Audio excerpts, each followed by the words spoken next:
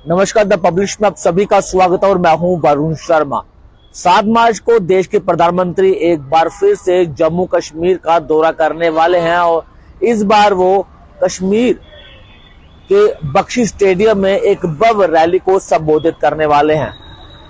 20 फरवरी को देश के प्रधानमंत्री नरेंद्र मोदी जम्मू के दौरे पर थे और मौलाना आजाद स्टेडियम में एक भव्य रैली को संबोधित भी किया था और लगभग 32,000 करोड़ के कार्य की उन्होंने शुरुआत भी की थी। लेकिन अब 7 मार्च को देश के प्रधानमंत्री नरेंद्र मोदी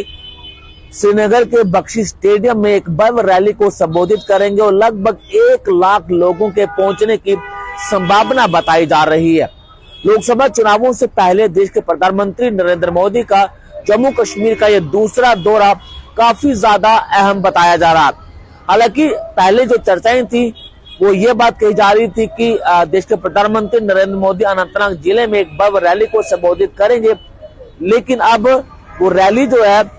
वो श्रीनगर के बख्शी स्टेडियम में की जाएगी और इस समय बख्शी स्टेडियम को सुरक्षा एजेंसियों ने अपने कब्जे में ले लिया है और किसी भी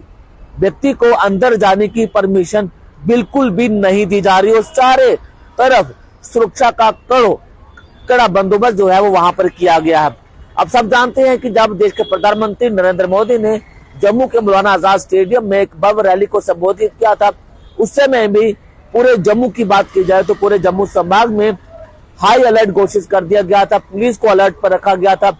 सुरक्षा बलों की बात की जाए तो भारी सुरक्षा बलों की तैनाती जम्मू के चौराहों में की गई थी। लेकिन धारा 370 के हटने के बाद देश के प्रधानमंत्री नरेंद्र मोदी पहली बार कश्मीर का दौरा करने वाले हैं और उनके इस दौरे से पहले पूरे कश्मीर की बात की जाए तो सुरक्षा के कड़े बंदोबस्त किए गए हैं और जिस जगह पर देश के प्रधानमंत्री नरेंद्र मोदी भव्य रैली को संबोधित करने वाले हैं उस स्टेडियम को तिरंगे की थीम से सजा दिया गया है और लगभग 10,000 तिरंगों से पूरे एरिया को जो है वो सजाया गया है। और यह भी बताया जा रहा है कि जब देश के प्रधानमंत्री नरेंद्र मोदी वहां पर पहुंचेंगे तो कुछ अपोजिशन के लीडरों के भी पहुंचने की संभावना जो है वो बताई जा रही है। जब जम्मू में रैली हुई थी तो उस समय भी विपक्ष के कई ऐसे नेता शामिल हुए थे और विपक्षी नेताओं ने भी ये कहा था कि तीसरी बार नरेंद्र मोदी ही देश के प्रधानमंत्री बनेंगे। हालांकि भाजपा को हराने के लिए एक बड़ा गठबंधन जो विपक्षी पार्टियों ने बनाया उसे नाम दिया गया है इंडिया अलायंस,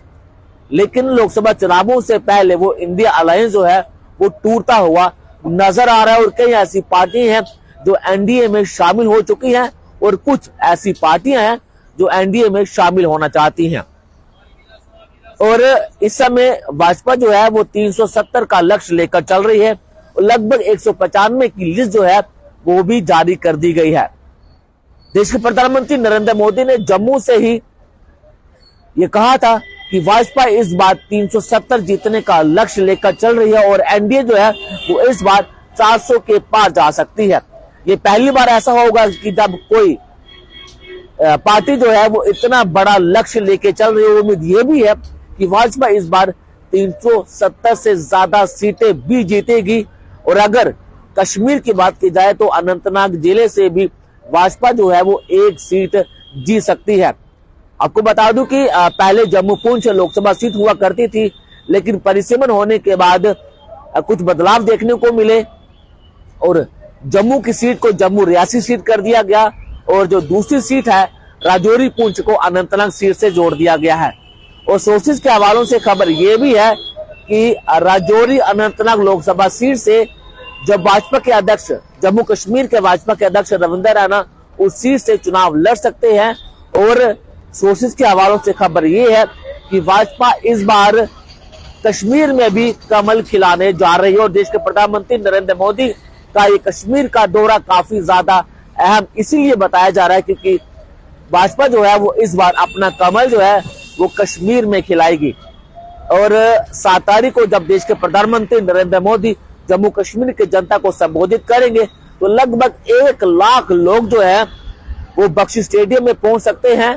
और जब जम्मू में उनकी रैली हुई थी तो यहाँ पर भी लगभग 70 से 80 हजार लोग जो है वो मौलाना आजाद स्टेडियम में पहुंचे थे। लेकिन मोदी जी के दौरे से पहले पूरे जम्मू कश्मीर की बात की जाए तो सुरक्षा के कड़े बंदोबस्त किए गए हैं। जम्मू कश्मीर को इस समय हाई अलर्ट पर रखा गया है, नाकों को और ज्यादा सख्त कर दिया गया। और बख्शी स्टेडियम की बात की जाए तो बख्शी स्टेडियम को चारों तरफ से सुरक्षा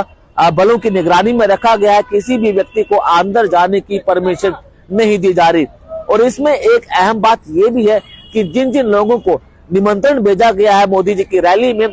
उनके भी डेटा जो है वो खंगाले जा रहे हैं। और सुरक्षा एजेंसियों की नजर है उन लोगों पर जिनके आतंकवादियों के साथ या फिर